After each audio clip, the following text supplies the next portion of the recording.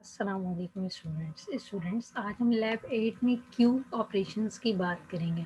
इससे पहले हमने स्टैक की बात की थी। स्टैक एक इस तरह का डेटा स्ट्रक्चर है जहां पर आप जो है एलिमेंट्स को लीफो की फॉर्म में परफॉर्म करते हैं, लास्ट इन फर्स्ट आउट। जो एलिमेंट आपके पास लास्ट में इन होता है उसे आप अगर पॉप करें तो सबसे पहले आपको उसको पॉप करना होता है। इसी तरह से आप तमाम ऑपरेशन स्टैक के परफॉर्म करते हैं।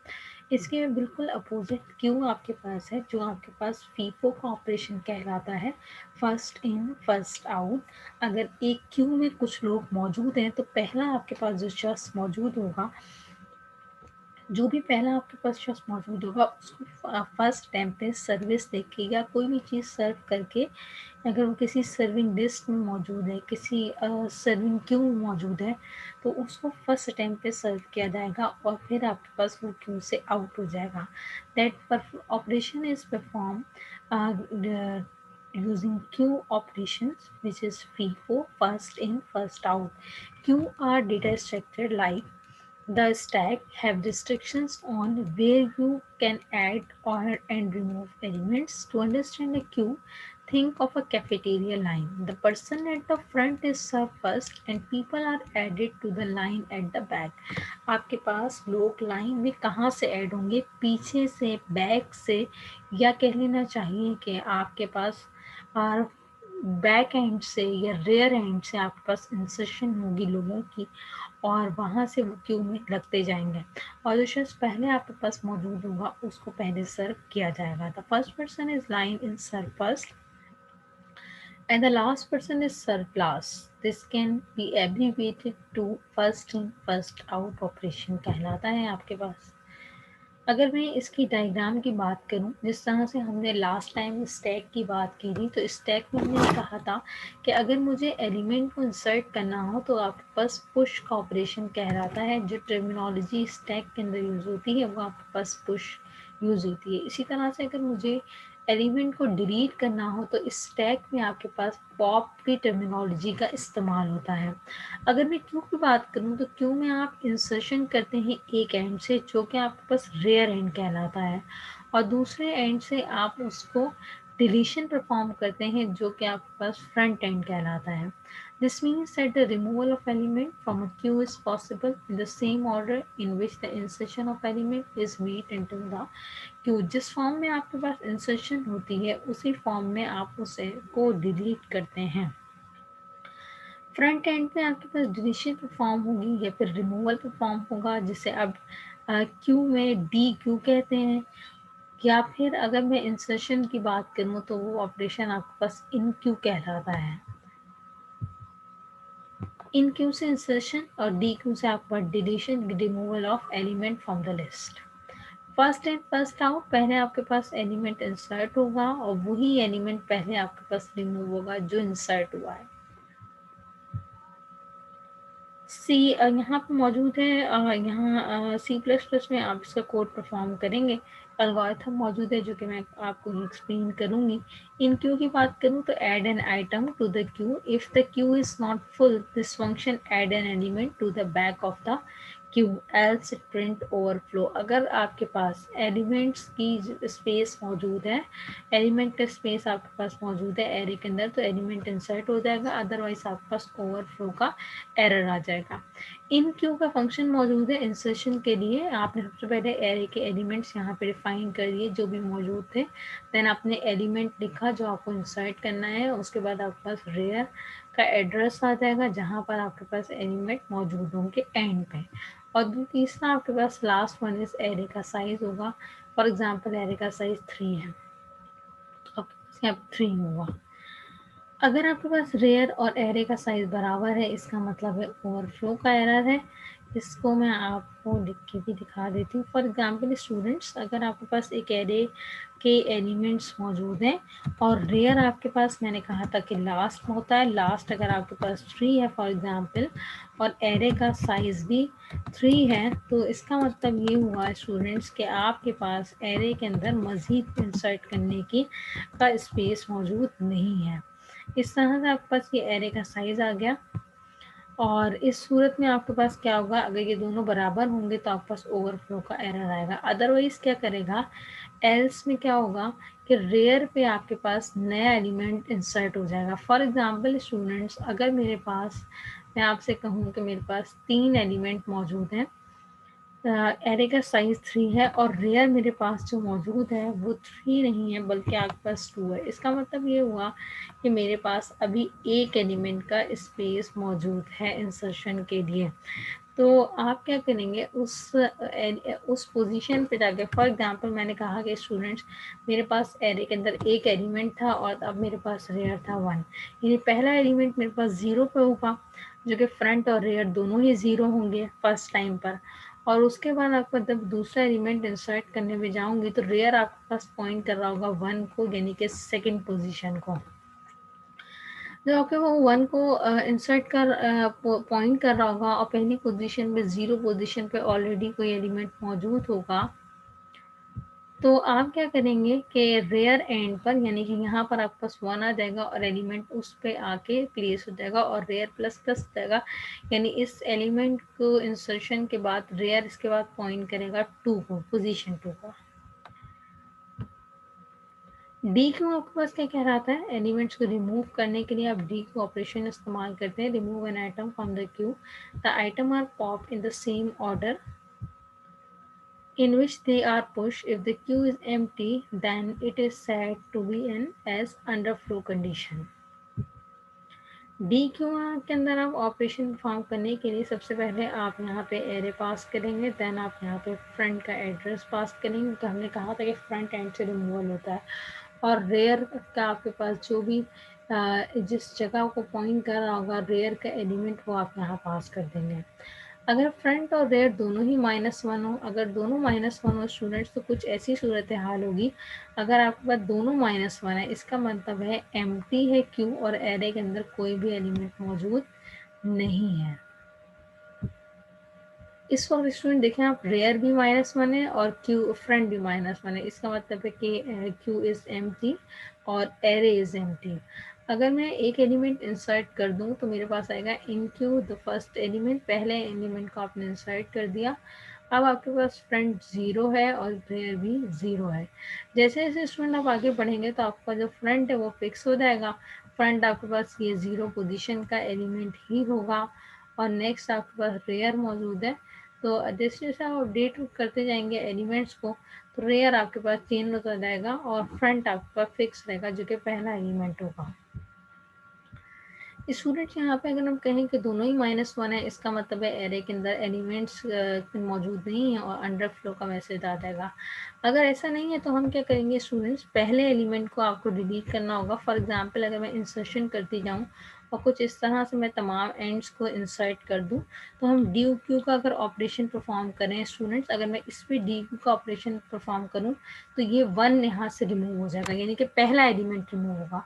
जैसे ही स्टूडेंट्स मैं यहाँ पहला एलिमेंट रिमूव करूँगी तो मेरे पास जो नई क्यू आएगी वो आपका 2, 3, 4, 5 होगी। तो मैं आपको दिखाती हूँ, अगर मैं 0 एंड रिमूव करूँ तो क्या होगा। देखें, अगर आपके पास क्यू लिखा है फ्रंट का एड्रेस क्या था मेरे पास 0, तो कहता ही है उस एड्रेस पे जो भी एलिमेंट रखा है उसको आप 0 कर दें और फ्रंट को अपडेट कर दें, यानी कि अब फ्रंट मेरे पास ये होगा। जब यहाँ से 1 रिमूव हो जाएगा तो फ्रंट मेरे पास ये होगा। अब मैं इसकी कंडीशन में आपको एक सिचुएशन दिखाऊं, अगर फ्रंट, मैंने कहा कि मैंने 2 एलिमेंट्स रिमूव किए, अगर आपने 1 और 2 रिमूव किया है तो अब फ्रंट ये होगा, यानी कि पोजीशन 2 फ्रंट होगी। अब फ्रंट आपके पास ये है और रेयर आपके पास ये है, या आपने डी क्यू का ऑपरेशन परफॉर्म किया है। और अब मेरे पास फिर उसी तरह से होगा कि आपके पास इंसर्शन होगी, और इंसर्शन आप कहीं किस तरह से करते हैं कि लास्ट एलिमेंट आप इंसर्ट कर दें, लास्ट पोजीशन पे स्पेस नहीं है तो आपने जिस जिस स्पेस से रिमूव किया है आप उस जगह पे इंसर्शन कर सकते हैं।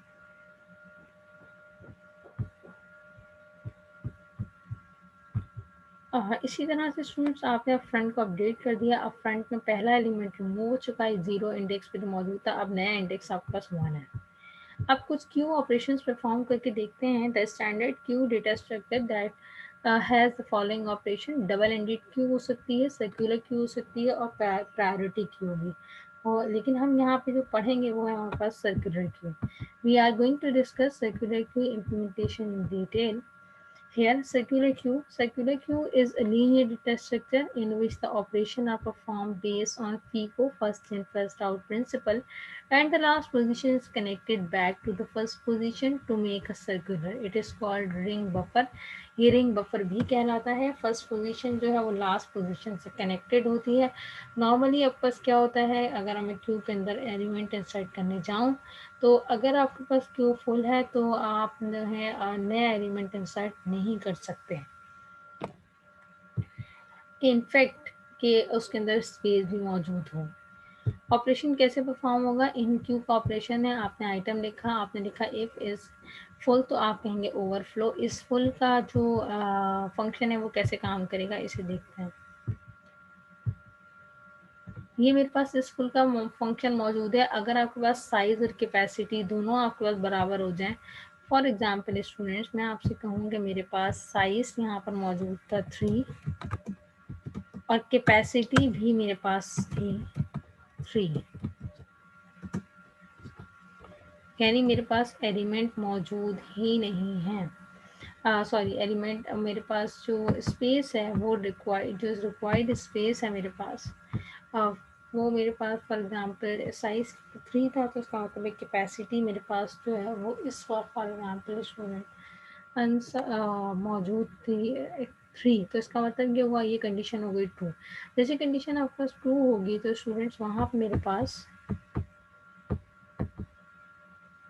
यहाँ पे स्टूडेंट्स मेरे पास मैसेज प्रिंट हो जाएगा ओवरफ्लो का. मतलब आपके पास जो है ओवरफ्लो का, क्योंकि आपके पास एलिमेंट्स पे स्पेस नहीं है कि आप नया एलिमेंट इंसर्ट कर सकें. लेकिन स्टूडेंट्स अगर मैं कहूँ कि मेरे पास साइज़ है 3 और कैपेसिटी इस वक्त मेरे पास 0 है, यानी साइज और कैपेसिटी अगर एक दूसरे के बराबर नहीं है और एलिमेंट मेरे पास इंसर्शन का स्पेस है, तो हम ये कहेंगे कि मेरे पास जो एल्स में लिखी हुई स्टेटमेंट है वो एग्जीक्यूट होगी. फॉर एग्जांपल स्टूडेंट्स मैं इस वक्त यहाँ पर अगर मौजूद हूँ,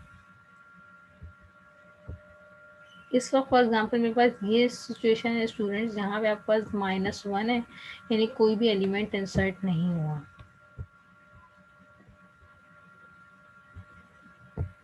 आपको करके भी दिखा देती हूँ. फॉर एग्जांपल स्टूडेंट्स मैं आपसे कहूँ कि इस वक्त मेरे पास फ्रंट जो है वो है -1. अगर मेरे पास फ्रंट -1 है स्टूडेंट्स, मैं आपको इस कोड की बात कर रही हूँ जहाँ पे लिखा हुआ है कि पोजीशन आपके पास एक, मेरे पास इसका फॉर एग्जांपल स्टूडेंट्स एरे के अंदर कोई भी एलिमेंट नहीं है, तो पोजीशन किस पोजीशन पे नया एलिमेंट आएगा इस पे बात करते हैं. फ्रंट मैंने आपसे कहा -1 है तो फ्रंट आपने लिखा -1 और यहाँ आपने साइज लिखा 3 और आपने इसका मॉड लिया कैपेसिटी से और मैंने कहा 3 कैपेसिटी है मेरे पास, यानी मेरे पास अभी तक कोई भी एलिमेंट इंसर्ट नहीं हुआ. जैसे ही स्टूडेंट मैं 2 मॉड 3 करूँगी तो मेरे पास जो रिजल्ट आएगा वो आपके पास आएगा 0. 0 का मतलब ये हुआ स्टूडेंट्स कि मेरे पास एरे की 0 पोजीशन पे मेरा नया आइटम फॉर एग्जाम्पल में 22 इंसर्ट करना था तो 22 इंसर्ट हो गया. इस तरह से आपके पास इंसर्शन परफॉर्म हो गई किसकी,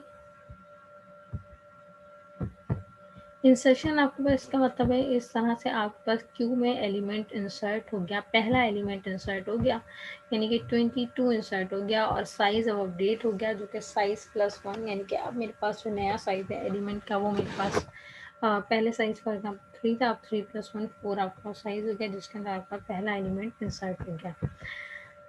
साइज मेरे पास स्टूडेंट पोजिशंस मौजूद है यहाँ पे. इसके बाद स्टूडेंट्स डी क्यू में आपके पास क्या करते हैं, डिलीट करते हैं, डिलीशन ऑपरेशन परफॉर्म करते हैं. आपने यहाँ पे लिखा इफ इज एम्प्टी. अगर आपके पास एम्प्टी है, एम्प्टी कब होगा, जब मेरे पास एरे के अंदर कोई भी मौजूद नहीं होगा. एलिमेंट इज एम्प्टी क्या है, इफ इज एम्प्टी का फंक्शन कहता है अगर साइज आपके पास 0 हो जाए, 0 हो यानी साइज का मतलब ये हुआ कि आपके पास एलिमेंट जो आपके पास इंडेक्स है वो आपके पास एलिमेंट्स का जो इंडेक्सेस हैं वो आपका -1 हो और साइज आपके पास 0 हो, यानी एलिमेंट कोई भी मौजूद ना हो. तो आप यहाँ पे रिटर्न कर दें कि अंडर फ्लो आपका मैसेज आ जाए और आपके पास आ जाए कि फंक्शन जो आपने एग्जीक्यूट किया इस एम्प्टी का, उसने आपको रिटर्न किया 0, यानी आपके पास एलिमेंट्स कोई भी मौजूद नहीं थे क्यू में।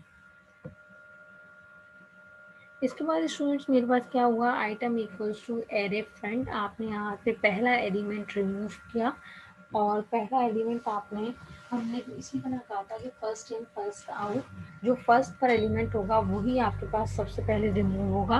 तो आपने पहला एलिमेंट रिमूव कर दिया। जैसे कि मैं आपको डी क्यू का एक ऑपरेशन दिखाती हूँ यहाँ पे।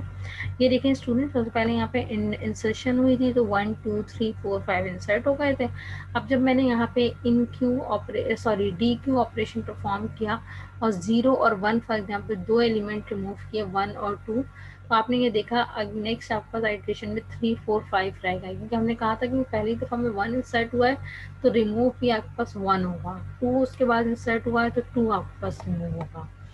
इसी तरह आपके पास क्या होगा, atom item equals to array front, पहला एलिमेंट डिलीट कर दिया आपने और फ्रंट अपडेट हो गया। अगर आपने पहला और दूसरा एलिमेंट डिलीट किया तो स्टूडेंट अब फ्रंट होगा 2। अगर मैं सिर्फ पहला एलिमेंट रिमूव करूँ तो फ्रंट +1, यानी कि अब फ्रंट आपके पास ये होगा, पहले 0 था, 0 + 1, अब फ्रंट आपके पास ये पोजीशन होगी। इस तरह से आपने उसका मॉड डे कैपेसिटी से और जो रिजल्ट आया, फॉर एग्जांपल पहला अगर एलिमेंट डिलीट किया तो मेरे पास फ्रंट के अंदर आएगा 1 और 0 वाला एलिमेंट डिलीट हो गया, अब फ्रंट मेरे पास नई पोजीशन हुई।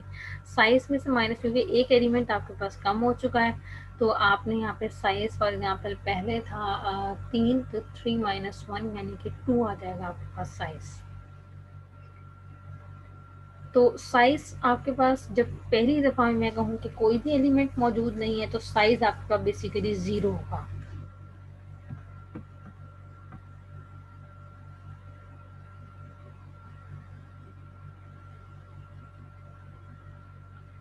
रिटर्न हो गया आइटम, जो आपने रिमूव किया वो आइटम आपने रिमूव करा दिया। फ्रंट में क्या होगा, फ्रंट के अंदर पहला एलिमेंट आपको रिटर्न कर देगा। एरे का फ्रंट अगर आप पास कर दें तो पहला एलिमेंट आपको रिटर्न हो जाएगा। साइज आपके पास साइज रिटर्न कर देगा आपको। एम्प्टी की बात हो गई और फुल की बात हो गई। लास्ट में आपके पास लैब का असाइनमेंट है जिसमें आपको क्यू को इम्प्लीमेंट करना है, एरे से तमाम फंक्शंस बनाने हैं, बिल्कुल इसी तरह जैसे स्टैक में काम किया था। फिर आपके पास लीनियर क्यू आपको इम्प्लीमेंट करना है लिंक लिस्ट के थ्रू, इसी तरह से जिस तरह आपने स्टैक में परफॉर्म किया था। फिर आपको सर्कुलर क्यू इम्प्लीमेंट करना है यूजिंग सर्कुलर लिंक लिस्ट और तमाम प्रॉपर फंक्शंस बनाने हैं उसको परफॉर्म करने के लिए या शो कराने के लिए कि आपके पास किस तरह से ऑपरेशन परफॉर्म हो रहे हैं। Thank you for watching students. अल्लाह हाफ़िज़।